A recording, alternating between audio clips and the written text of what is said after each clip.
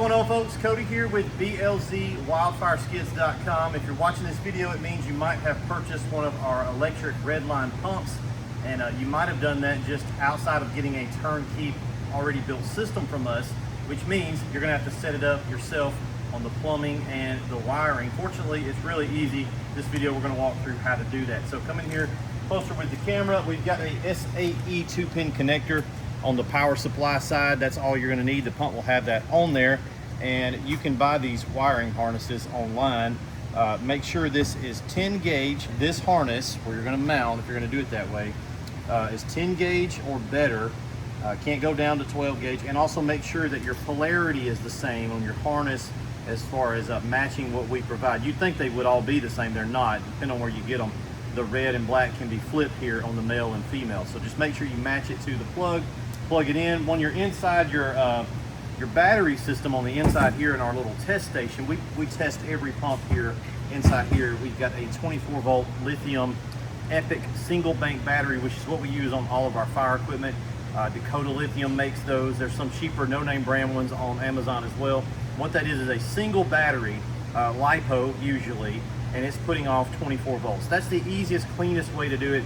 You hook it up, you're ready to go. If you don't do it that way, you can also set this up to run on 2 regular 12-volt deep cycle AGM batteries. Make sure they're deep cycle batteries. It would be like what you'd use for a trolling motor set up on a boat, marine application, something like that. You're gonna wire those 2 batteries in series. There's tons of videos out there to show you how to do that. It's very simple, and you're gonna connect to the outside of those positive and negative posts and get 24 volts to supply that voltage to the pump.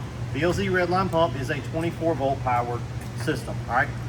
Your plumbing pieces out here, pretty easy. This piece here, as well as the intake piece here, we're gonna provide those with the pump. So you'll notice if you take a look, one of them is bigger on this T-fitting than the other one. So here, our feed line, if you take a look here at the pump, we've got an inlet arrow and an outlet arrow. So this is our inlet here, as the arrows indicate, which means we're gonna feed the pump a 1-inch supply coming up to this T and then 3/4 to both inlet sides.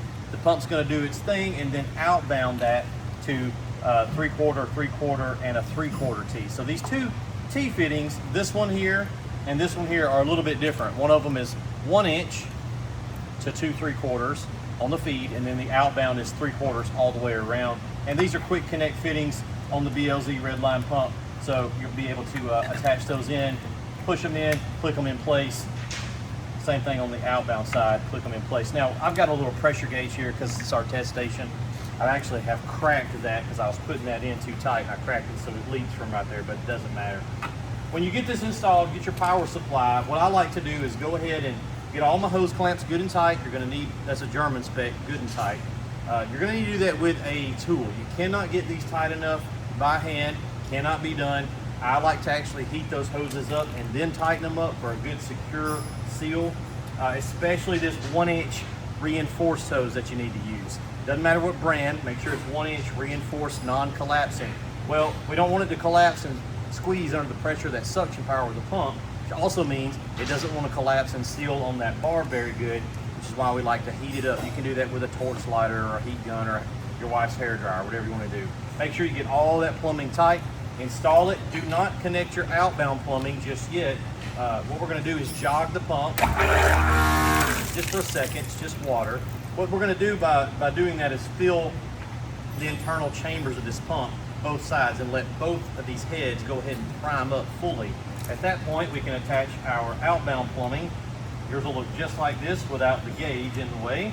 And now we're ready to rock and roll. We've got our gun. This thing will run multiple different guns. This is one we can kind of test different types of pumps on this same station here. So now we're gonna cut it on and pull the trigger. Very important, keep that trigger pressed. That way it can push all the air out of the line.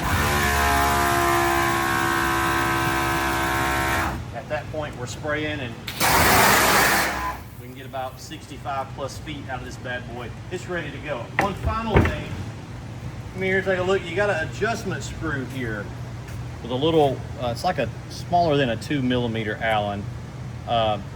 If you back this out, the pump is not going to run smoothly. So I just counterclockwise it out a little bit. Listen to the way the pump sounds. right? That means the pressure is not set quite high enough. So we're gonna run that back in, and we're just gonna do that in probably 1 round increments until we get the pump to run smoothly. Don't over adjust it. If you over adjust it, the pump's not gonna wanna stop off when you let go of the trigger.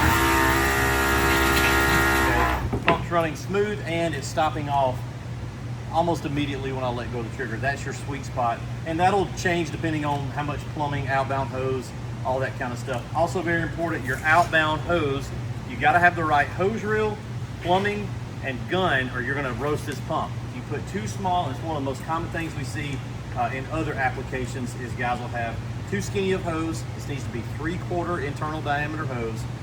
The wrong gun, we recommend the red gun, it's over on the site. Hose reels, you can't have a little skinny internal manifold on that hose reel. Too many restrictions means the pump is working too hard and you're gonna damage the pump, and then you're gonna call me and I'm gonna tell you, sorry, that ain't my fault. You should have bought a turnkey system that was already put together correctly. You can do it, make sure you set it up correctly. This thing will last a long time, put in a lot of work for you. We'll see you guys in the next video.